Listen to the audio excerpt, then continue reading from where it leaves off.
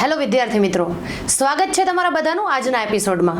આજે આપણે એ વ્યક્તિને જોવાના છીએ અને એ વ્યક્તિ સાથે ચર્ચા કરવાના છીએ કે જેને વર્ષ 2025માં એમનું ખાખીનું સ્વપ્ન પૂર્ણ કરેલું છે, એટલે કે વર્ષ 2025માં પોલીસ કોન્સ્ટેબલની પરીક્ષા પાસ કરેલ છે. આજે આપણે એ વ્યક્તિની વાત કરવાના છીએ, એમની સક્સેસ સ્ટોરીની વાત કરવાના છીએ અને આને હું સક્સેસ સ્ટોરી કરતા ઇન્સ્પિરેશન સ્ટોરી કહીશ, કારણ કે ખૂબ નાના ગામડામાંથી બિલોંગ કરતા અને ખૂબ ઓછા સંસાધનો સાથે પેલું જ ફોર્મ ભર્યું, 18 વર્ષ પૂરા થયા એટલે તરત પેલું જ ફોર્મ, એકમાત્ર ક્લાસ અને પેલું જ ફોર્મ જે છે એમાં એમને સક્સેસ મળ્યું. તો એમની જર્ની જે છે એમને આપણે જોઈ, એમને થોડા ઘણા પ્રશ્નો પૂછશું, કારણ કે આજના સમયમાં વિદ્યાર્થીઓ પાસે સંસાધનો ઘણા બધા છે, એમની પાસે ચોઈસ ઘણી બધી છે, પણ છતાં પણ એ લોકોને ફરિયાદ હોય છે કે અમારી પાસે આ નથી, અમારી પાસે આ નથી. પણ આપણે આજે એ વ્યક્તિને જોશું કે જેમની પાસે બહુ ઓછી સગવડો હતી, એક નાનું ગામડું, ચોરવાડનું કુકસવાડા ગામ, એટલે કે જ્યાં ધીરુભાઈ અંબાણીનો જન્મ થયો હતો, કદાચ ત્યાંની ભૂમિ જ એવી છે કે ત્યાંથી સફળ વ્યક્તિઓ આપણને મળે છે. તો એવા વ્યક્તિને આપણે જોઈએ કે જેમને વર્ષ 2025માં ખાખીનું સ્વપ્ન પોતાનું પૂર્ણ કરેલ છે. કેમ છો ચેતનભાઈ? મજામાં. હવે તો તમે ખાખી જે છે ધારણ કરવાના છો, તો કેવું લાગી રહ્યું છે આજે? ખુશીનો માહોલ છે કે આમ અલગ જ કંઈક ફીલ આવી રહ્યું છે. ક્યારથી સપનું જોવાનું શરૂઆત કર્યું હતું? કોન્સ્ટેબલ બનવાનું કયો દિવસ હતો કે તમારી લાઈફમાં કઈ એવી ઘટના બનેલી હતી કે તમે વિચાર્યું કે મારે તો ખાખી જ પહેરવી છે? જ્યારે હું ધોરણ 10માં હતો ત્યારથી જ મેં વિચારેલું કે ના, સરકારી જોબની જ મારે તૈયારી કરવી છે, અને ત્યારથી જ બસ એક જ લક્ષ્ય કે સરકારી જોબ. એટલે ત્યારથી મેં મારી તૈયારીની શરૂઆત કરેલી. તમે જ્યારે તૈયારીની શરૂઆત કરી તો તમારી શરૂઆત ક્યાંથી થઈ? એટલે તમે શું વાંચવાની શરૂઆત કરી, ક્લાસ કર્યા કે કોઈ ઓનલાઈન લેક્ચર્સ જોવાની શરૂઆત કરી? કેવી રીતે શરૂઆત થઈ તમારી તૈયારીની? મારી તૈયારીની જો શરૂઆતની વાત કરું તો હું કુકસવાડાથી આવું છું, અને અમારે ત્યાં લેક્ચર, ટૂંકમાં એકેડેમીના ક્લાસ ચાલુ હતા, સમાજના ક્લાસ ચાલુ હતા, એમાં હું જતો. હું ધોરણ 10થી જતો, એટલે હું ત્યારે સૌથી નાની વયનો બાળક લાગતો, ખાલી બાળક લાગતો. અને ખાલી અમારે ત્યાં જગદીશ સર છે અને ભરત ડાકી સર છે, એને એ ક્લાસની શરૂઆત કરેલી. ત્યારે ત્યાં હું જતો, ખાલી આમ નાનું બાળક લાગતો, એટલે મને કંઈક બહુ કંઈ વધારે કહેતા નહીં, ખાલી જવાનું, ખાલી જે સમજવાનું એ સમજવાનું અને બાકી તૈયારી કરવાની. એટલે સૌથી નાની ઉંમરના બાળક કે જ્યારે લોકો કોલેજ પૂરી થયા પછી કોમ્પિટિટિવની તૈયારી કરવાનું વિચારે છે, એ તૈયારીનું સ્વપ્ન તમે ધોરણ 10થી જોઈ લીધું હતું. એટલે જ કદાચ એવું બન્યું કે તમે પહેલું જ ફોર્મ ભર્યું, 18 વર્ષ પૂરા થતા અને પહેલી જ પરીક્ષામાં તમે પાસ થયા. તો તમે તમારી આ જે જર્ની છે, તમારી જે લાઈફ સ્ટોરી છે, એમાં તમારી પહેલી જ પરીક્ષા પાસ થઈ તો તમને ઘણા બધા ડર પણ આવ્યા હશે, ઘણા બધા ચેલેન્જીસ પણ આવ્યા હશે. તો એ કયા કયા એ તમે વિદ્યાર્થીઓને શેર કરશો? સૌપ્રથમ તો મેં તૈયારી મારી સ્કૂલિંગ ટાઈમ દરમિયાન શરૂ કરેલી. એટલે ત્યારે એવો ચેલેન્જ હતો કે જો હું અત્યારથી ગવર્મેન્ટ જોબની તૈયારી કરીશ તો મારી આગળ જો એ સ્કૂલનું જે વર્ક હોય એ કઈ રીતે કરીશ, તો અને કોલેજનું વર્ક પણ હોય, કારણ કે હું રેગ્યુલર કોલેજ કરતો, એટલે એ પણ હતું કે કઈ રીતે થશે. પણ ના, વાંધો ના આવ્યો, મેં મારી મહેનત ચાલુ રાખી, એટલે આજે સક્સેસ થઈ ગયો. આપણે જે તે સમયે જ્યારે ક્લાસીસમાં મળ્યા હતા એ ટાઈમે તમારી તૈયારી કયા લેવલની હતી? જ્યારે ભાવિન સરનો અમારી કોલેજમાં જ્યારે સેમિનાર ગોઠવાનો કે ભાવિન સર આવવાના છે અને જે ગવર્મેન્ટ જોબ હોય એનું માર્ગદર્શન આપવાના છે, ત્યારે મને એવું હતું કે કેવું કશે એમ સેમિનારને. ત્યારે મેં ભાવિન સરનો સેમિનાર એટેન્ડ કર્યો અને ત્યારે એવું થયું કે ત્યારે મારી તૈયારી આમ હતી મીડિયમ લેવલની, અને સરે માર્ગદર્શન પણ ફૂલ સપોર્ટ કર્યો, અને ત્યારે પહેલી જ સફળતા મને મળી ગઈ. અને તમારી આ સૌથી પહેલી સફળતા તમને મળી, એમાં તમારા પરિવારનો અને તમારા મિત્રનો કેવો સપોર્ટ રહ્યો? પરિવારનો તો સપોર્ટ હોય જ, અમે બધા માનીએ જ છે કે તમે આટલી મોટી સક્સેસ મળી, એમાં પરિવારનો સપોર્ટ તો 100% છે. તમારા પપ્પા જે છે આજે તમારી સાથે આવ્યા, એમની સાથે ઘણી બધી વાતો કરી, અને એમની સ્ટોરી જે છે આટલી ઇન્સ્પિરેશન છે, તો એમની ઇન્સ્પિરેશન સ્ટોરીમાંથી તમને શું મળ્યું? અને એના સિવાય તમારા મિત્રોએ, પરિવારે તમને કઈ રીતે સપોર્ટ કર્યો? જો મારું ઘરની પરિસ્થિતિની વાત કરું તો અમારું બહુ આમ મીડિયમ લેવલનું ફેમિલી છે. એમાં મારા મમ્મી અને મારા પપ્પા છે એ ખેતમજૂરી કરે અને મને ભણાવેલું, અને ત્યારથી એવું હતું કે તું કોઈ પણ ગવર્મેન્ટ જોબની તૈયારી કર. અને મારા ભાઈએ પણ મને ફૂલ સપોર્ટ કર્યો, અને મારા જે ફ્રેન્ડ હતા એને પણ ફૂલ સપોર્ટ કર્યો કે ના, તારાથી થઈ જશે, અને પહેલી વારમાં જ થઈ જશે, એવું જ પહેલેથી કહેતા, અને ના, મેં એ કરી બતાવ્યું. એટલે આના ઉપરથી આપણે એમ સમજી શકીએ કે આપણે જ્યારે મિત્રો પણ સિલેક્ટ કરતા હોય ત્યારે આપણે એ ધ્યાન રાખવું જોઈએ, કારણ કે અત્યારની જનરેશનનો બહુ મોટો એ પ્રશ્ન છે કે ઇન્સ્ટાગ્રામમાં ને ફેસબુકમાંથી મિત્રો તો શોધી લે છે, પણ એ નથી જોતા કે એ મને ક્યાં આગળ લઈ જાય છે.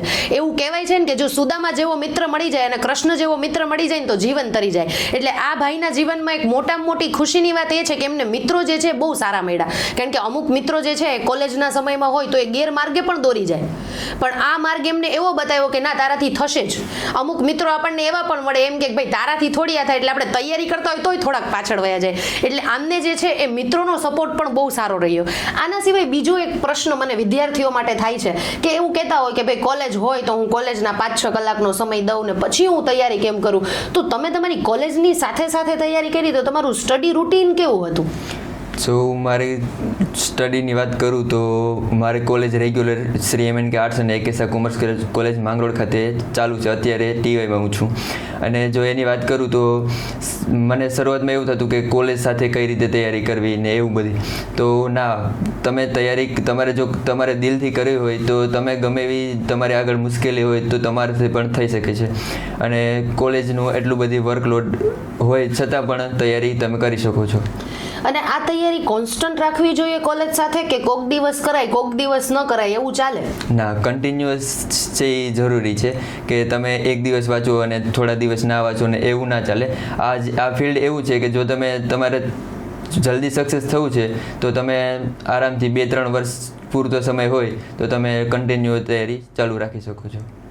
અને મેથ્સ ને રિઝનિંગ જે સૌથી સળગતો પ્રશ્ન છે વિદ્યાર્થીઓ માટે, ગણિત ને રિઝનિંગ, કોઈ પણ પરીક્ષાની તૈયારી કરતા હોય એટલે આ બે વિષયો અઘરા લાગતા હોય, તો એ વિષયમાં તમારી સ્ટ્રેટેજી કઈ રીતે હતી? તમે કઈ રીતે પ્રેક્ટિસ કરી? હું મારું 12મું અને કોમર્સ, અત્યારે હું કોમર્સ ફિલ્ડથી આવું છું એટલે મેથ્સ રિઝનિંગમાં એટલો બધી મને ડર ના હતો કે ઇઝી છે, કારણ કે મારું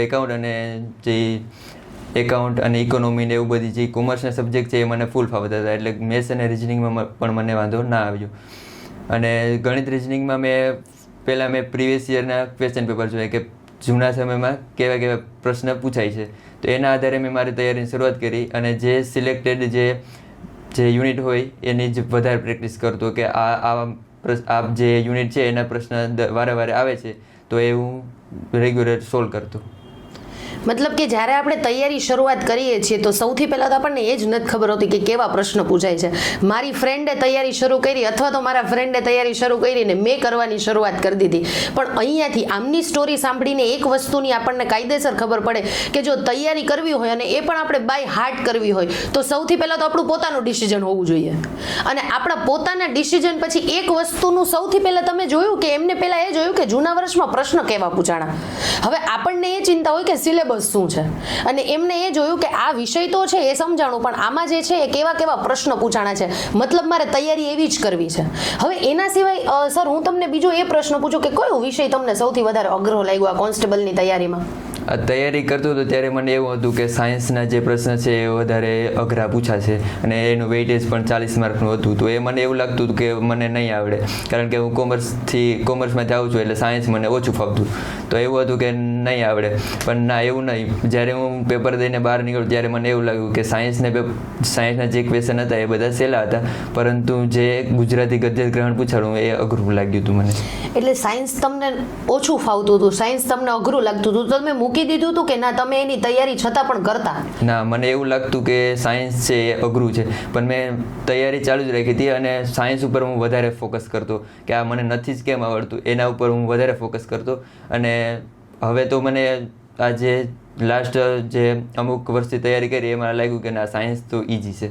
એટલે આપણે એ સમજવાનું રહ્યું વિદ્યાર્થી મિત્રો કે જ્યારે આપણે તૈયારી કરતા હોય તો એવું જ નહીં રાખવાનું કે આપણો મનગમતો વિષય જ આપણે વાંચ્યા કરીએ, કારણ કે ઘણી બધી વખત જે વિદ્યાર્થીઓ તૈયારી કરતા હોય એમનું આપણે જે રૂટીન જોતા હોઈએ તો આપણે એ જોઈએ કે એમને જે વિષયમાં મજા આવે ને એ વિષય જ આખો દિવસ વાંચતા હોય, અને જે વિષય ન ફાવતો હોય ને એ વિષય મૂકી દે. અને ઇવન ક્લાસમાં પણ જ્યારે જાય ઓનલાઈન કે ઓફલાઈન ક્લાસ તો ત્યારે પણ એના જે ફેકલ્ટીઓ આવે એમનાથી એને થોડોક પ્રશ્ન જ હોય, શું કામ? તો કે ભાઈ અમને આ વિષય ફાવતો નથી એટલે ફેકલ્ટી પણ સારું ભણાવતા નથી. પણ જ્યારે આપણને જે વિષય નથી ફાવતો એના ઉપર આપણને વધારે ફોકસ કરવું પડે એ આપણે અહીંયાથી સમજવાની જરૂરિયાત છે. બીજું એક સર હું તમને એક બહુ મહત્વની વસ્તુ પૂછીશ કે જે બધા વિદ્યાર્થીઓ લગભગ નિગ્લેક્ટ જ કરતા હોય છે. તમે શરૂઆતમાં જ કીધું કે તમે પ્રીવિયસ યરના પેપર અને મોક ટેસ્ટને તમારી આ તૈયારી દરમિયાન કેટલું મહત્વ આપ્યું? જો પ્રીવિયસ યરને મોક ટેસ્ટની વાત કરું તો મારે મોક ટેસ્ટ મેં લગભગ અરાઉન્ડ 60 થી 70 મેં મોક ટેસ્ટ આપેલી છે યુવા ઉપનિષદની, અને અલગ અલગ જે પબ્લિકેશન જે બહાર પડતા હોય એની અલગ અલગ મેં મોક ટેસ્ટ આપેલી છે.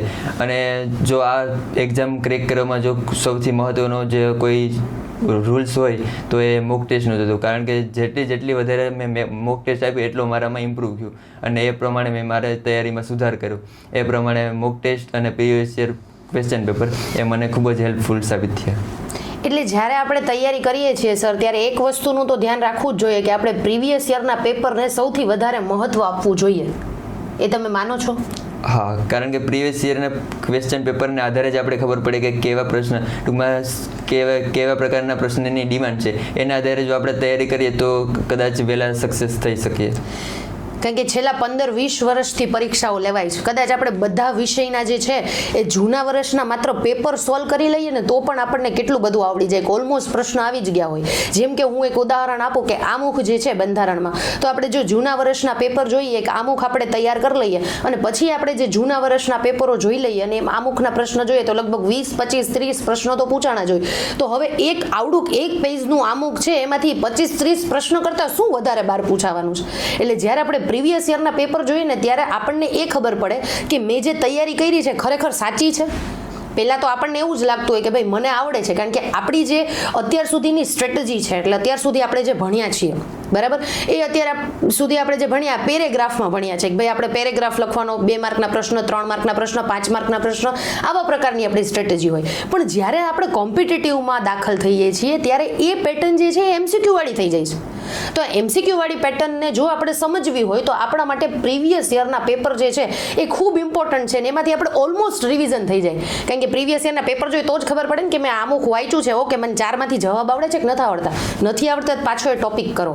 એટલે પ્રીવિયસ યરના પેપરને મોક ટેસ્ટ આપણા માટે ખૂબ જરૂરી છે, આપણને સરે કીધું. સર, બીજું એક અતિ મહત્વનો પ્રશ્ન કે આ તમે જે તૈયારી કરી, તમારી જે સક્સેસ સ્ટોરી છે, તમારી જે ઇન્સ્પિરેશન સ્ટોરી છે, એમાં તમને એવું લાગ્યું કે મેં ભૂલ કરી કે જે મારે બીજા વિદ્યાર્થીઓને કેવું છે કે તમે તમારી તૈયારી દરમિયાન આ ભૂલ તો ન જ કરતા એમ? સો મેં મારી તૈયારીમાં સૌથી મોટી ભૂલ કરી હોય તો હું 11 બારમાં જ્યારે હતું ત્યારે મેં ટાઈમ ટેબલને ફોલો નહોતું કર્યું, કે ટાઈમ ટેબલ બનાવેલું જ નહોતું. અને ત્યારે મને એવું થતું કે ટાઈમ ટેબલ બનાવવું જોઈએ. અને ત્યારબાદ હું જ્યારે કોલેજમાં એન્ટર થયો ત્યારથી મેં ટાઈમ ટેબલ મુજબ વાંચવાની શરૂઆત કરી. જો હું ટાઈમ ટેબલ ના બનાવે તો કદાચ સક્સેસ વહેલો ના થાત, કારણ કે આપણે જો આ ફિલ્ડ છે એવું છે કે જો તમે સક્સેસ થાવ તો તરત થઈ જાવ, અને ના થાવ તો અમુક વર્ષ પણ લાગી શકે. પણ જો ટાઈમ મેનેજમેન્ટ હશે તો તમે આરામથી તમે તમારી એક્ઝામ છે એ ક્રેક કરી શકો છો. મતલબ કહેવાનો એવો છે કે તમારી પાસે પણ 24 કલાકનો ટાઈમ છે ને આમની પાસે પણ 24 કલાકનો જ ટાઈમ છે, પણ એ 24 કલાકના ટાઈમનો એમને ટાઈમ ટેબલ પ્રમાણે ઉપયોગ કર્યો. બરાબર, આપણા ઘણા બધા જે ઇન્સ્પિરેશનલ સ્પીકરો હોય એ એવું કે તમે 24 કલાકનો તમારો સમય છે તો એમાંથી તમે એક મિનિટનો કેવી રીતે ઉપયોગ કર્યો છે ને તમને ખબર હોવી જોઈએ. એટલે કે તમારી પાસે લખેલું હોવું જોઈએ. તો એમને ટાઈમ ટેબલને ફોલો કર્યું. અમુક વિદ્યાર્થીઓ ટાઈમ ટેબલ બનાવે જ નહીં કે ભાઈ એવું અમારે બનાવવાની શું જરૂર હોય, નવરા પડીએ ત્યારે વાંચવાના તો છીએ જ, મતલબ એની પાસે આગળનો ગ્રાફ છે જ નહીં. અને બીજી એક અતિ મહત્વની વાત કે અમુક લોકો એટલું સરસ ટાઈમ ટેબલ બનાવે કે આપણને જોઈને બીક લાગવા માંડે કે ભાઈ 24 કલાકમાંથી એટલીસ્ટ 8 કલાકનો તો સુવાનો ટાઈમ જોઈએ ને, બરાબર, બીજી 8 કલાકનો દિનચર્યાનો ટાઈમ જોઈએ ને, ત્રીજી 8 કલાકમાં જે છે એ આપણે વાંચતા હોવા જોઈએ. આ પ્રકારનું જે છે આપણું ટાઈમ ટેબલ હોય કે બાકીની બધી વસ્તુઓ વાંચવાની છે, તૈયારી કરવાની છે, કોલેજની છે, એ બધી આપણે એમાં 8 કલાકમાં મેનેજ કરવાની હોય. તો આપણે ટાઈમ ટેબલ એવું બનાવે કે એમાં સુવાનો કલાક 5 કલાકનો હોય સુવાનો ટાઈમ, બરાબર, બાકીની બધી વસ્તુનો ટાઈમ 5 કલાકનો હોય. પછી એમ કહે કે યાર ટાઈમ ટેબલ બનાવે તમારાથી ફોલો નથી થતું. પણ ક્યાંથી ફોલો થાય? 8 કલાકનો નિયમ પાડો, જે આમને પણ પાડ્યો જ હશે કે તમે પણ 8 કલાકનો સુવાનો ટાઈમ રાખ્યો હશે, 8 કલાક જે છે તમારી બીજી દિનચર્યાનો ટાઈમ રાખ્યો હશે, અને 8 કલાક જે છે તમે તમારા કોલેજને ને એ બધા શેડ્યુલને આપ્યું હશે. આ જ પ્રકારનું આઈ થિંક તમારું ટાઈમ ટેબલ હશે કે જેને તમે વ્યવસ્થિત ફોલો કર્યું હશે. હવે બીજો એક પ્રશ્ન મને અહીંયાથી વચ્ચેથી એ થાય કે ટાઈમ ટેબલ લોકો બનાવે તો છે પણ ઘણા બધા લોકો એ ટાઈમ ટેબલને ફોલો નથી કરતા. જો ટાઈમ ટેબલમાં કેવું છે કે જો તમે તમારી દિનચર્યા કેવી છે એ પ્રકારે તમે ટાઈમ ટેબલ બનાવી શકો છો. જો તમે ફૂલ્લી ખાલી તૈયારી જ કરો છો તો તમે તમારું ટાઈમ ટેબલ છે એ ઓનલી તૈયારી પૂરતું જ સીમિત રાખો, અને એમાં સુવાનો ટાઈમ, જમવાનો ટાઈમ, રમવાનો ટાઈમ, મિત્ર સાથે વાત કરવાનો, ઘરના સાથે વાત કરવાનો, એવો ટાઈમ પણ તમે અલગથી રાખો કે એ ટાઈમ ટેબલમાં જ સમાવેશ થઈ જવો જોઈએ. અને ટાઈમ ટેબલ છે એ તમારાથી ફોલો થાય એવું જ હોવું જોઈએ. ટાઈમ ટેબલ ઘણી બધી વખત ઘણા બધા વિદ્યાર્થીઓ અમને એવું કહેતા હોય કે મેડમ અમારા ટાઈમને કેવી રીતે એડજસ્ટ કરવાનો. તો કોઈનું ટાઈમ ટેબલ આપણે બનાવી શકીએ.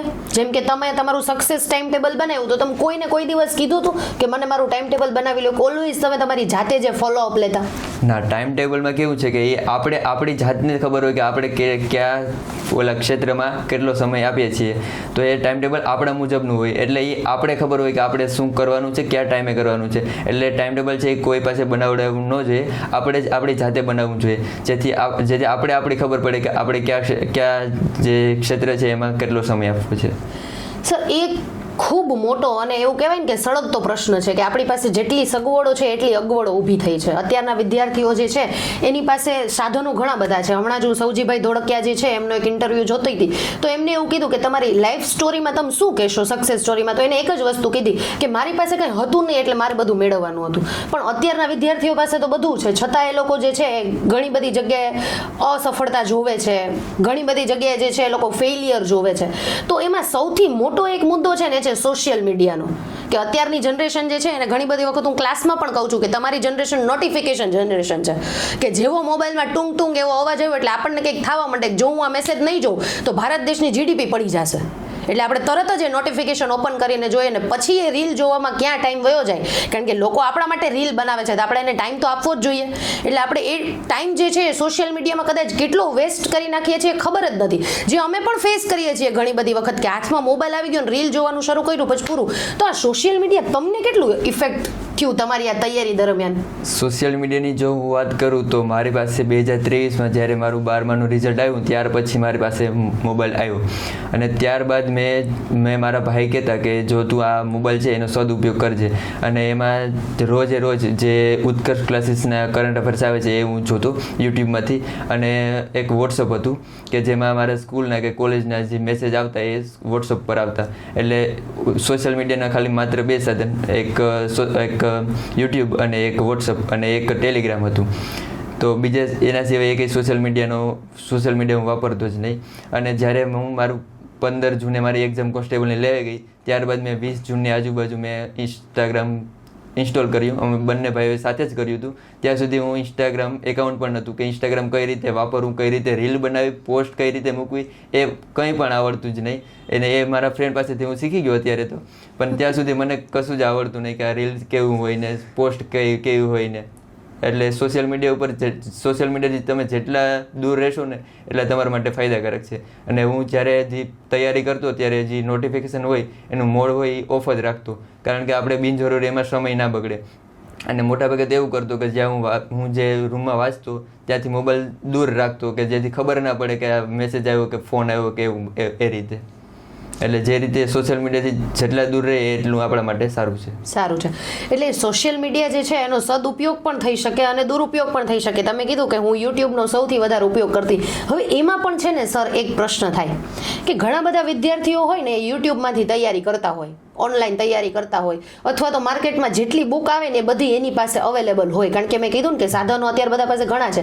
તો તમારા મત મુજબ કોઈ એક જ યુટ્યુબ ચેનલને ફોલો કરવી જોઈએ, કોઈ એક જ વ્યક્તિને ફોલો કરવા જોઈએ? આપણે કોઈ એવા વ્યક્તિનું નથી નામ લઈએ કે ભાઈ આને જ ફોલો કરો, આને જ ફોલો કરો, એવું નહીં. પણ તમને શું લાગે છે, એક જ યુટ્યુબ ચેનલને ફોલો કરવી જોઈએ, એક જ બુકને ફોલો કરવી જોઈએ, કે બહુ બધી બુક વાંચવી જોઈએ અને બહુ બધા યુટ્યુબ પ્લેટફોર્મ્સ જોવા જોઈએ?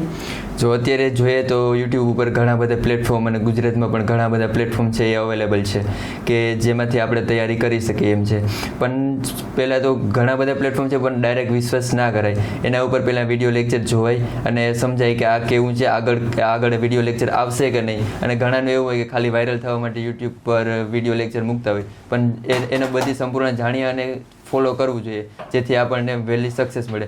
અને યુટ્યુબમાં એવું છે કે ઘણા બધાના જાણે કે જિયોગ્રાફી છે તેને ઘણા બધા લેક્ચર અવેલેબલ હોય, તો એના સિલેક્ટેડ જે આપણે એવું લાગે કે ના આ સરનું બરાબર છે એનું જ ફોલો કરવાનું. અને જ્યાં સુધી તમારી એક્ઝામ ના લેવાય ત્યાં સુધી એનું જ ફોલો કરવાનું. કારણ કે એવું છે કે જો કોઈ એક વૃક્ષ છે એને કાપવું છે તો એના ઉપર સતત પ્રયાસ કરવાની જરૂર નથી, પણ એની સૌપ્રથમ તો આપણે ધાર કાઢવી જોઈએ. 2-3 કલાક ધાર કાઢી અને જો એક જ વખત પ્રહાર કરીએ તો સરળતાથી કાપી શકાય. એ રીતે જો તમે ઘણા બધા યુટ્યુબ અવેલેબલ છે, એમાં જો તમે કોઈ સિલેક્ટેડ જ યુટ્યુબ ચેનલને ફોલો કરો તો તમે સક્સેસ થઈ શકો છો પહેલાં. અને એવી જ રીતે સર બુકનું શું કહેવું છે કે માર્કેટમાં જેટલી બુકો આવે એ બધી આપણે લઈ આવી જોઈએ કે કોઈ એક જ બુકને ફોલો કરવી જોઈએ? એ કોઈ પણ હોઈ શકે, બરાબર, પણ એ એક જ બુકને ફોલો કરાય કે વધારે બુક્સો વચાય? તમારું એ બાબતે શું મંતવ્ય છે? બુક્સનું જો હું કહું તો કોઈ એક જ બુક્સ જે તમે તૈયારીની શરૂઆતથી જે પ્રિપરેશન કરો છો એ જ બુક શરૂઆતથી લઈને અંત સુધી એની તૈયારી ચાલુ રાખવી જોઈએ, જેથી કરીને તમે જે એકને એક બુક વાંચો તો તમને એ ખબર પડે કે ના આ મારે હજી વાંચવાનું બાકી છે, આ હજી યાદ નથી રહેતું. જો તમે ઘણી બધી બુક એક સાથે વાંચો તો તમે પણ કન્ફ્યુઝ થશો કે કઈ બુકમાંથી કયું આઈએમપી છે. તો એકને એક બુક જો તમે વાંચો તો તમને વહેલી સક્સેસ મળે અને તમે એનું રિવિઝન પણ તરત કરી શકો છો. એટલે આના ઉપરથી આપણે એવું કહી શકીએ કે 10 બુકો વાંચવી એના કરતાં એક બુકને 10 વખત વાંચવીને એનાથી ઘણો બધો ફાયદો થાય. અને બીજું સર એ પણ કહું કે આપણે જ્યારે તમે તૈયારી કરી હશે કે જ્યારે તમે ક્લાસમાં બેઠા હશો ત્યારે આપણા જે ફેકલ્ટીઓ છે એને વારે વારે તમને એક શબ્દ કીધો હશે કે ટેક્સ્ટ બુક વાંચો. તો તમારી તૈયારીમાં તમે ટેક્સ્ટ બુકને કેટલું પ્રાધાન્ય આપ્યું અને વિદ્યાર્થીઓ જે તૈયારી કરે છે, જે તમારો અત્યારે વિડીયો જોઈ રહ્યા છે, તો એ લોકોએ ટેક્સ્ટ બુકને કેટલું પ્રાધાન્ય આપવું જોઈએ? એ બાબતે તમારું શું કહેવું છે? જો મારે વાંચવાની શરૂઆત જો કરી હોય તો મેં પણ પાઠ્યપુસ્તકથી જ કરી હતી. 6 થી લઈને 10 ધોરણની સામાજિક વિજ્ઞાનની પાઠ્યપુસ્તક અને 11-12ની ઇતિહાસની બુક મેં એ વાંચેલી છે. અને જો તૈયારીની શરૂઆત કરવી હોય તો ત્યાંથી જ કરવી જોઈએ, કારણ કે એ આપણે ભણેલા છે, ખાલી રિવિઝન જ કરવાનું હોય. અને જો તમે મેક્સિમમ જેટલી એ બુક વાંચશો એટલો જ તમને ફાયદો થવાનો છે. અને મેં છેલ્લે 1-2 વર્ષમાં જે યુવા ઉપનિષદ દ્વારા જે એનસીઈઆરટીની બુક જે લોન્ચ થઈ એનું પણ મેં 3-4 વખત રિવિઝન કરેલું છે. એટલે એ જે પાઠ્યપુસ્તક છે એ પણ આ મને એક્ઝામ ક્રેક કરવામાં ખૂબ જ ઉપયોગી સાબિત થયું છે. ને જો તમારે વધારે ને વધારે જીકે જીએસ કવર કરવું હોય તો જીસીઆરટી કે એનસીઈઆરટીથી કોઈ બીજો સ્ત્રોત હોય જ ના શકે. કારણ કે જે પણ બુકો બને છે, જે પણ પ્રકાશનોવાળા બને છે, જે વિડીયો બને છે, અમે બનાવીએ છીએ, કોઈ અન્ય બનાવે છે, એમાં મેઇન સોર્સ એ લોકોને બનાવવું પડે તો ટેક્સ્ટ બુકમાંથી જ, કારણ કે સોર્સ જ એ છે. એટલે આપણો પાયો જે છે એ ટેક્સ્ટ બુક છે, જેને આપણે ઓલવેઝ ફોલો કરવી જોઈએ, તો આપણને સક્સેસ થોડીક ઝડપથી મળે. બીજું સર, જ્યારે તૈયારી કરતા હોય ત્યારે વિદ્યાર્થીઓને એક પ્રશ્ન બહુ આવતો હોય કે ખબર ન પડે શું વાંચવું ને શું મૂકવું, તો એ કેવી રીતે નક્કી કરવું? એના માટે તમારો મત શું છે? શું વાંચવું અને શું ના વાંચવું એના માટે તો પ્રીવિયસ યરના ક્વેશ્ચન પેપર જ સોલ્વ કરવા પડે, તો ચોક્કસથી ખબર પડે કે આ જે એક્ઝામ છે એની ડિમાન્ડ શું છે. અને એના આધારે જો આપણે તૈયારી કરી શકીએ છીએ તો શું વાંચવું અને શું ના વાંચવા માટે એ ખૂબ જ ઉપયોગી છે કે પ્રીવિયસ યરના પેપર સોલ્વ કરવાના.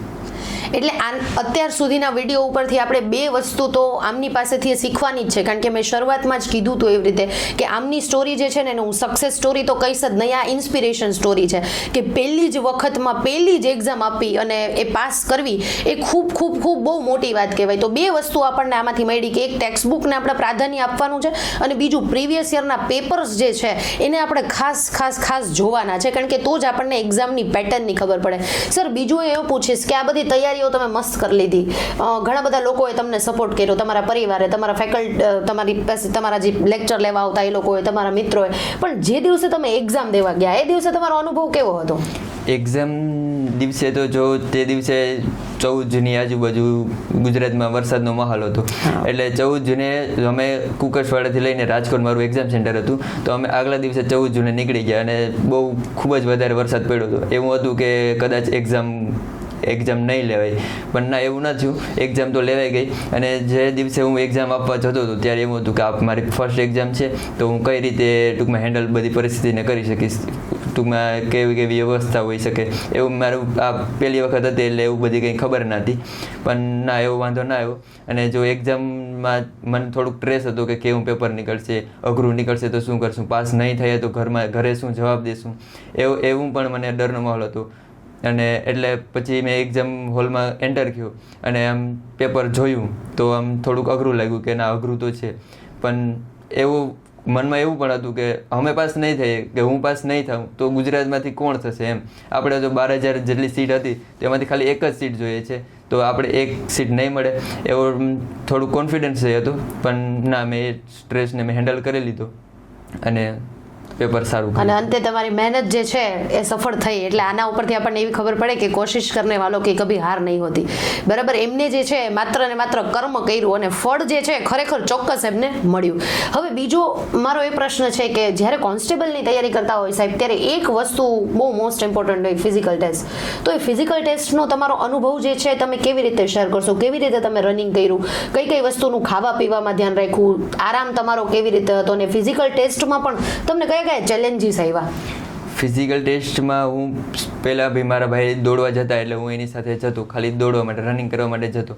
અને જ્યારે 4/4/2024ના રોજ લગભગ કોન્સ્ટેબલનું ફોર્મ ભરાવાની શરૂઆત થઈ, ત્યારે મારી સામે એક ચેલેન્જ હતો કે દોડી તો હું કદાચ જઈશ, પણ ચેસ્ટ હતી ત્યારે હું મારી નોર્મલ છે એ 75 થતી અને અત્યારે જે કોન્સ્ટેબલની એક્ઝામ છે એમાં 79 જે છે એ સેન્ટીમીટર ચેસ્ટ જોઈએ છે, ત્યારે મારી 75 થતી. તો મારી સામે જે એક ચેલેન્જ હતો કે મારે ચેસ્ટ થશે કે નહીં. તો મેં રોજ છે ને 1-2 કલાક કસરતનું રાખતો અને છેલ્લે 2-3 મહિના તો જીમ પણ ગયો હતો અને ચેસ્ટમાં પણ વાંધો ન આવ્યો. પણ જ્યારે હું જે એક્ઝામ સેન્ટર હોય ટૂંકમાં જે રનિંગનું ગ્રાઉન્ડ હતું ત્યાં મને એમ હતું કે મારું નોર્મલ છે એ 79 થતી હતી. તો એવું હતું કે જો કદાચ નહીં થાય તો, અને જો કદાચ આમ માપવાવાળા જે વ્યક્તિ હોય એ ટાઈટ આમ કદાચ કડક હશે તો શું કરશું, એમ નહીં થાય તો. પણ ના વાંધો આવ્યો, મારું જે ચેસ્ટ હતી એ 79 થઈ ગઈ હતી અને ફૂલાવેલી પણ 84 થઈ ગઈ હતી, એટલે એમાં ના વાંધો આવ્યો. અને જો સૌથી મહત્વનું હોય તો આ ભરતીમાં જે વજન નહોતું, અને મારો વજન છે એ 48 હતો જ્યારે મેં ફોર્મ ભરેલું હતું ત્યારે. અને જ્યારે હું રનિંગ કરવા ગયો ત્યારે પણ મારો વજન હતો એ 48 કિલો જ હતો. પણ આ જે એક્ઝામ હતી એમાં વજનનો જે ક્રાઇટેરિયા હતો એ કાઢી નાખવામાં આવ્યો હતો. એટલે એ મારા માટે ખૂબ જ સાબિત થયું, કારણ કે જો વજન હોત તો હું કદાચ અત્યારે અહીંયા સુધી ના પહોંચી શક્યો હોત. અને સર, જ્યારે તમે આ ફિઝિકલ ટેસ્ટની તૈયારી કરતા ત્યારે એવું કશું હતું કે તમારો એક ઊંઘનો ટાઈમ જે છે ફિક્સ હતો કે આટલા કલાકની ઊંઘ તો હું લઉં જ એમ? જો રનિંગ કરવા જતા હોય તો સામાન્ય પ્રોબ્લેમ છે કે ઊંઘ વધારે જ આવવાની છે. તો આપણે જો દોડવા જઈએ છીએ અને ત્યારબાદ જે ઊંઘવાનો સમય છે એ થોડોક વધારે આપવો પડે છે. તો તે સમયે પણ ઊંઘી તો લેવાનું, પણ જે આપણે જે રીડિંગનો ટાઈમ છે એ પણ ખોટી સાબિત ના થવો જોઈએ. અને એના સિવાય સર, ખાવા પીવામાં કોઈ સ્પેસિફિક ધ્યાન કે આ વસ્તુ ન ખાવી જોઈએ, આ વસ્તુને અવોઇડ કરવી જોઈએ, એવું જ્યારે તમે ફિઝિકલ ટેસ્ટ આપવા ગયા એ દરમિયાન અને તમારા ડેઇલી રૂટીન દરમિયાન પણ? ફિઝિકલ ટેસ્ટમાં તો કેવું છે કે જો ફાસ્ટ ફૂડને વધારે જમતા હોય કે ખાતા હોય તો આપણે છે એ દોડી ના શકીએ ને એવું બધી હોય. પણ મેં ફાસ્ટ ફૂડ એવોઇડ જ કર્યું હતું કે બહુ ઓછું લેતો. અને જે આપણે એક્ઝામ જે ગ્રાઉન્ડ હોય ત્યારે મેં ફ્રૂટ વધારે ખાવાનું પસંદ કર્યું હતું કે ફ્રૂટ ખાવાથી આમ થોડીક એનર્જી જળવાઈ રહી એ માટે. ઓકે. અને આ જે સર આપણી સાથે છે એમના માટે હું એક બહુ મોટી વાત કહીશ કે 10મા ધોરણથી એમને એક મેનિફેસ્ટેશન કર્યું હતું કે હું અહીંયા પહોંચીશ, અને ત્યાં પહોંચી ગયા. પણ જ્યારે તમે ફોર્મ ભર્યું અને જે દિવસે તમે એક્ઝામ આપવા ગયા એ જે વચ્ચેનો સમયગાળો હતો એમાં તમને કેવો સ્ટ્રેસ હતો અને સ્ટ્રેસને તમે કેવી રીતે હેન્ડલ કર્યો? જો આ એક્ઝામ ફોર્મ ભર્યું અને ત્યારથી લઈને એક્ઝામ ડેટ સુધી, એટલે એક્ઝામ જ્યારે હતી ત્યાં સુધી એમાં મારે કોલેજ પણ સાથે હતી. એટલે એવું હતું કે જો હું પ્રિપરેશન કરી તો કોલેજમાં મારો જે છે એ રેન્ક નહીં આવે તો પણ ના, મેં બધી હેન્ડલ કરી લીધું અને તૈયારી પણ સાથે સાથે મારો જે કોલેજમાં છે એ પણ મારો ટોપ રેન્ક જ આવતું અને અત્યાર સુધી ટોપ રેન્ક જ આવે છે. એટલે જે સ્ટ્રેસ હતો એને મેં હળવો કર્યો અને એવું ધારી લીધું કે ના, હું કરી શકીશ અને બંને પણ એક સાથે હેન્ડલ કરી શકીશ.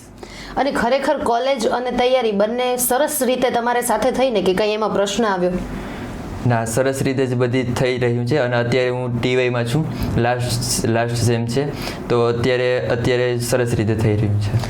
અને જ્યારે રિઝલ્ટ દિવસ હતો, રિઝલ્ટનો દિવસ, અને તમે રિઝલ્ટ ચેક કર્યું અને તમને ખબર પડી કે હું એક્ઝામ પાસ થઈ ગયું છું, મારું ખાખીનું સપનું જે મેં આટલા બધા વર્ષથી જોયેલું છે એ પૂરું થઈ ગયું, તો એ ઘરનો માહોલ કેવો હતો અને તમારી ખુશી કેવી હતી? સૌપ્રથમ તો મને ખબર નથી કે રિઝલ્ટ આવી ગયું. તો અમારા પડોશમાં જે અશોકભાઈ વાઢેર રહે છે, કોન્સ્ટેબલ છે, એનો કોલ મને આવ્યો કે ચેતન રિઝલ્ટ આવી ગયું, જોયું? તો મેં કીધું કે ના, હજી મને ખબર નથી. તો એ કે જોઈ લે. તો મેં મારી પહેલાં તો મેં મારા ભાઈનું ચેક કર્યું કે મારા ભાઈનું નામ આવ્યું છે કે નહીં. તો પહેલાં એનું ચેક કર્યું તો એનું નામ આવી ગયું, પછી મેં મારું ચેક કર્યું તો મારું નામ પણ આવી ગયું. ત્યારબાદ મારા પપ્પાને અને મમ્મીને ખબર પડી કે ના મારા છોકરા પાસ થઈ ગયા. પછી મારા કાકાને ને બધા સગા સંબંધીને કોલ કર્યો કે ના અમે ગુજરાત પોલીસમાં સિલેક્ટ થઈ ગયા છે. એટલે આ જોવા જઈએ તો થોડી ઇમોશનલ સ્ટોરી પણ કહી શકાય, કારણ કે જ્યારે અમે સરને મળ્યા ત્યારે એમના પપ્પા જે છે એ પણ સાથે આવ્યા અને એને કીધું કે ભાઈ આ સર જે છે એ જ અમારી સાથે તૈયારી કરતા, પણ કે મારો મોટો દીકરો જે છે એને પણ પરીક્ષા દીધી, બંને ભાઈઓ એક સાથે પાસ થયા. એ એના મમ્મી પપ્પા માટે કેટલું સુખદ ક્ષણ હશે ને એવું કહી શકીએ કે કેટલું ઇમોશનલ ટાઈમ હશે કે બંને ભાઈઓએ એક સાથે ખાખી પહેરવાનું જે સપનું જોયું તો એ પૂરું થયું, અને કેટલા વર્ષો જે છે એમના મમ્મી પપ્પાએ એમના માટે મહેનત કરી હતી એ પૂરી થઈ. આપણે એમના પપ્પાને પણ થોડું સાંભળશું, પણ અત્યારે આ વાત મને વચ્ચે યાદ આવી એટલે મેં કહી દીધી કે એમના મમ્મી પપ્પા જે છે એમનો પણ આ એમની જે સફળતા છે એમાં સૌથી મોટો હાથ છે એવું આપણે કહી શકીએ, કારણ કે બહુ બધો ટાઈમ જે છે, બહુ ઓછા સંશોધનો, બહુ ઓછા પૈસા અને બહુ ઓછી સગવડતા સાથે એમને આ બંને ભાઈઓને પૂરતા સગવડતા આપી અને એમને મોટા કર્યા છે. તો એમના મમ્મી પપ્પા માટે આ બહુ મોટી સિદ્ધિ કહી શકાય એવું આપણે માની શકીએ. સર, એક સરસ મજાનો સવાલ એ કે જે નવા ઉમેદવારો છે કે જે પહેલી વખત તૈયારી કરે છે, હમણાં આવનારી કોન્સ્ટેબલની પરીક્ષા છે, તો જે નવા ઉમેદવારો છે એને તમે શું સલાહ આપશો? કઈ કઈ વસ્તુનું ધ્યાન રાખવું જોઈએ, શું કેવી રીતે સ્ટ્રેસ મેનેજમેન્ટ કરવું જોઈએ, તૈયારી કેવી રીતે કરવી જોઈએ? તૈયારીમાં જો તમે નવા ઉમેદવાર છો તો તમારે કન્ટિન્યુ તમારી મહેનત ચાલુ રાખવી જોઈએ.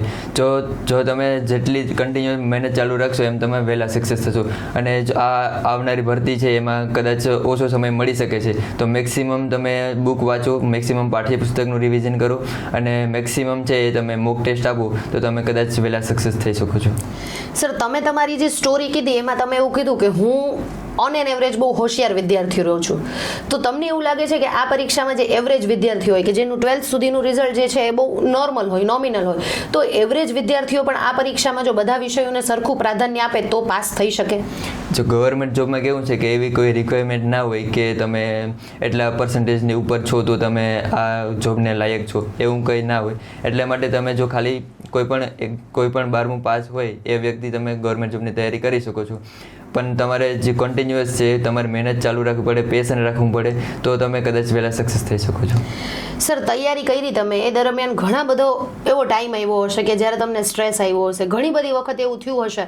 હા, તમે એક્ઝામમાં ફેલિયર નથી જોયા એટલે બધાને એવું જ લાગે છે કે તમે પહેલી વખત સક્સેસ થઈ ગયા, પણ તમારી જે લાઈફ સ્ટોરી છે કે તમે 10મા ધોરણથી શરૂઆત કરી કે જ્યારે કોઈ છોકરાને ખબર ન હોય કે મારે જીવનમાં શું કરવું, તો એ 10મા ધોરણથી તમારી અત્યારે તમે ટીવાયમાં છો તો એસવાય સુધીની તમારી જે સફર છે એમાં તમને ઘણી બધી વખત સ્ટ્રેસ આવ્યો હશે, ઘણી બધી વખત એવું થયું હશે કે આ બધું મૂકી દઉં, તો એ ટાઈમે તમે સ્ટ્રેસને હેન્ડલ કેવી રીતે કર્યો અને તમને કોને સપોર્ટ કર્યો? તો સ્ટ્રેસની વાત કરું તો હું પહેલાં ક્લાસમાં જતો ત્યારે મને જે હું બાળક લાગતો, એટલે એમ બધા વ્યક્તિઓ એમ કહેતા કે તું તારી હજી એજ નથી થઈ, તું હજી ફોર્મ નહીં ભરી શકે, તું અત્યારે તૈયારી રહેવા દે, તું અત્યારે તું સ્કૂલિંગ અને કોલેજનું તું વર્ક કર, અત્યારે તું રહેવા દે તૈયારી. પણ ના, મેં એનું ના વિચાર્યું અને મેં એમ કીધું કે તૈયારી તો ચાલુ જ રાખવી છે. અને જો આ સફળતા પાછળ સૌથી મોટો હાથ હોય તો મારા ભાઈ, મારા મમ્મી પપ્પાનો છે, અને જેમણે મને અહીંયા સુધી પહોંચાડ્યું. તમારી જે આ સફળતા મળી એ તમારી સફળતાનું એક વાક્યમાં જો તમારે રહસ્ય કેવું હોય તો તમે શું કહેશો? પેશન, કે આ જે ફિલ્ડ છે એમાં ધીરજ રાખો તો તમે સક્સેસ થઈ જ જશો, એ ફાઇનલ છે. પરંતુ તમારે અમુક વર્ષ, જાણે કે 4 કે 5 વર્ષ અથવા 2 કે 3 વર્ષ તમે તૈયારી કન્ટિન્યુ રાખો તો તમે સક્સેસ થઈ શકો છો. એટલે આ સૌથી મોટી સુખદ ક્ષણ જે છે ને એ અમારા માટે છે, એમના મમ્મી પપ્પા માટે છે કે અમે જે છે એમને ભણાવ્યા છે, અમે જે છે એમને અત્યાર સુધીના ઘણા બધા એવું ક્યાંક ને ક્યાંક જે છે એમના ક્લાસીસમાં અમે એમની સાથે હતા, એમની તૈયારીનો એક નાનકડો એવો ભાગ હતા, બહુ મોટો ભાગ જે છે એના માતા પિતા હતા. એટલે એમના પપ્પાને પણ આપણે સાંભળશું, પણ એક મહત્વની વાત જે છે આપણે અહીંયાથી કરવાની છે કે એમના મમ્મી પપ્પા જે છે ને, એમના પપ્પા સાથે આજે આપણે સરસ મજાની વાત કરી, પછી આપણે એક છેલ્લે વાક્ય જે છે એ ચેતનભાઈ પાસેથી પૂછવાનું છે કે what is the next step, એટલે નેક્સ્ટ અમે તમને ક્યાં જોવા માંગીએ છીએ એમ. એટલે અમારી તો ઘણી બધી ઈચ્છાઓ છે એઝ અ શિક્ષક તરીકે, પણ એ ક્યાં જોવા માંગે છે આપણે જોઈએ. પણ પહેલાં આપણે એના પપ્પાને સાંભળીએ. એના પપ્પા જે છે ને એ સવારે આજે અમે મળ્યા ને તો એમને સરસ વાત કરી કે મારા બે બાળકો એટલા હોશિયાર છે ને કે જો મારી પાસે સાધનો હોત અને મારી પાસે જો સંસાધનો હોત ને તો એ લોકો ડૉક્ટર બનત, સાયન્સ પાસ, હું એમને સાયન્સ કરાવત. એટલે બહુ મોટી સફળતા જે છે એમને નાની ઉંમરમાં મળી. ખુશી તો અઢળક થઈ હશે એમને, એટલે એવો પ્રશ્ન તો હું પૂછીશ જ નહીં કે તમને કેવી ખુશી થઈ છે. પણ હું સર તમને એવું પૂછીશ, નમસ્કાર, મોસ્ટ વેલકમ, સ્વાગત છે તમારું. હું તમને આજે એવો પ્રશ્ન પૂછીશ કે તમારા બાળકો જે છે એને આટલી મોટી સફળતા મળી અને તમારા ઘરમાં એવી ખુશી આવી કે એક સાથે બે ખંભા તમારા મજબૂત થઈ ગયા, બંને બાળકો જે છે કોન્સ્ટેબલની પરીક્ષા પાસ કરી. તમારી અત્યાર સુધીની જે જર્ની છે એ પણ અમે તમારા બાળક પાસેથી સમજ્યું કે તમારા દીકરાએ બહુ સરસ વાત કીધી કે મારા મમ્મી પપ્પા અને મારો ભાઈ મારી સપોર્ટ સિસ્ટમ છે. તો નેક્સ્ટ સ્ટેપ તમે તમારા બાળકને ક્યાં જોવા માંગો છો? હજી બેન એ ક્લાસ 1ની તૈયારી કરે અને સારા અધિકારી બને એવું સપનું છે મારું. વાહ. અને એમના જે બાળકો છે, બંને ભાઈઓ જે છે ખૂબ મહેનત કરે છે. ખુદ એમના મમ્મી પપ્પાના મોઢે આપણે સાંભળ્યું, અને મમ્મી પપ્પા માટે આનાથી મોટી સુખદ ક્ષણ તો કઈ હોય? ચેતનભાઈ, એક તમને પ્રશ્ન પૂછવો છે મારે. તમારા પપ્પાના મોઢે તો આપણે સાંભળ્યું કે નેક્સ્ટ સ્ટેપ જે છે એમનું શું છે. તમને મારે એ પ્રશ્ન પૂછવો છે કે નેક્સ્ટ સ્ટેપ તમારું શું છે, તમારી તૈયારી શું છે, ને અમે તમને આવનારા 5-6 વર્ષમાં ક્યાં જોશું? એટલે 5-6 વર્ષનો સમયગાળો મેં દીધો છે, તમે ટૂંકો પણ કરી શકો છો. હવે મારું જે સપનું છે એ ક્લાસ 1 to અધિકારી, ટૂંકમાં ક્લાસ 1 to અધિકારી થવાનું જ છે. અને હવે હું લગભગ 3 કે 4 વર્ષમાં છે એ ક્રેક કરીને બતાવીશ. એટલે હજી કોન્સ્ટેબલની પરીક્ષા પાસ કરી છે, પહેલું જ ફોર્મ ભર્યું અને પહેલી જ પરીક્ષા પાસ કરી, અને ત્યાં એમનું નેક્સ્ટ વિઝન છે જે રેડી થઈ ગયું છે. ઘણી બધી વખત આપણે પૂછતા હોય ને ઘણા બધા વિદ્યાર્થીઓને, તો એક પરીક્ષા પાસ કરે ને પછી એમનું પણ સ્વપ્ન ક્લિયર ન હોય અને એમના પપ્પાનું પણ સ્વપ્ન ક્લિયર ન હોય. પણ અહીંયા બંને લોકો ક્લિયર છે કે ભાઈ મારે અધિકારી બનવું છે. એમના પપ્પાને વચ્ચેથી એટલે જ બોલાવ્યા કે પહેલાં એમના પપ્પાનો મારે રિવ્યૂ લેવો હતો કે તમારા બાળકને તમે ક્યાં જોવા માંગો છો. અને સેમ ટુ સેમ એ ભાઈનું પણ એ જ સ્વપ્ન છે. અને બંને ભાઈઓ જે છે એમાંથી આજે આપણે એકનો ઇન્ટરવ્યૂ લીધો છે, કારણ કે આમની સાથે અમે કોન્ટેક્ટમાં હતા, પહેલા ભાઈ સાથે નહોતા, એટલે એમનો પણ અમે લાભ લેશું એક દિવસ કે એમને પણ તૈયારીઓ કેવી રીતે કરી અને કયા કયા ચેલેન્જીસ એમને નડ્યા. પણ તમે બંને ભાઈઓ જે છે એ ટ્રુલી ઇન્સ્પિરેશન છો અમારા બધા વિદ્યાર્થીઓ માટે. તો તમે વિદ્યાર્થીઓને એક લાસ્ટ મેસેજ શું દેશો કે તમારે શું કરવું જોઈએ? તો તમારે એવું કરવું જોઈએ કે જો તમે કોઈ પણ, જો તમારું સપનું છે કે મારે ગવર્મેન્ટ જોબની તૈયારી કરવી છે, તો અત્યારથી જ તમે જો ટીવાયમાં છો, તમે જો 12માં છો, તો તમે તૈયારીની શરૂઆત અત્યારથી જ કરી શકો છો. અને નેક્સ્ટ તમે અમુક વર્ષમાં જ તમે એ ક્રેક કરી શકો છો. એટલે જો આપણે તૈયારીનું સ્વપ્ન રાખીએ અને એક મેનિફેસ્ટેશન કરીએ કે આ દિવસે આ તારીખે હું અહીંયા હઈશ, તો એ બધું પોસિબલ થાય. એ આ સર જે છે એમને સાબિત કરીને બતાવ્યું છે કે બહુ નાની ઉંમરે જે છે પરીક્ષા પાસ કરેલી છે. ઘણા બધા વિદ્યાર્થીઓ જે છે ઘણા બધા પ્રશ્નો કરતા હોય, અમારી પાસે ટાઈમ નથી, અમારી પાસે ઓલું નથી, અમારી પાસે આ નથી. આમને બધી વસ્તુ સાબિત કરીને દેખાડી છે. એટલે જ એમને જે છે આપણે ઓલમોસ્ટ બધા પ્રશ્નો પૂછી લીધા એમની લાઈફ જર્નીના, તૈયારીની જર્નીના, કારણ કે બધાય પ્રશ્નોનું one stop solution I think તમને આ વિડીયોમાં મળી ગયું હશે. Thank you so much sir, thank you so much. તમારા પપ્પાને પણ આજે આવ્યા અને તમે અમને ટાઈમ આપ્યો, અને આવી જ રીતે જે છે એ તમે વધુ ને વધુ આગળ વધો, વધુ ને વધુ સક્સેસ મેળવો, અને તમારા લાઈફ જર્નીમાં અમે પણ ક્યાંક નાનકડો ભાગ ભજવીએ તો એનાથી મોટી ખુશી અમારા માટે અને તમારા મમ્મી પપ્પા માટે શું હોય. આવી જ રીતે તૈયારી કરતા રહ્યો અને ટૂંક જ સમયમાં અમે તમને અધિકારી બનેલા જોઈએ, અને ત્યારે ફરીથી તમે ઇન્ટરવ્યૂ આપવા માટે આવો અને લોકો જે છે એને ઇન્સ્પાયર કરો, બરાબર? તો તમે પણ આનાથી ઇન્સ્પાયર થાજો, જે તમારા પ્રશ્નો હોય એને સોલ્વ કરજો, અને બીજા પણ કંઈ પ્રશ્નો હોય તો કોમેન્ટમાં લખજો, આપણે જરૂરથી સોલ્વ કરવાની ટ્રાય કરશું. આજે આપણે અહીંયા સુધી રાખીએ. Thank you so much.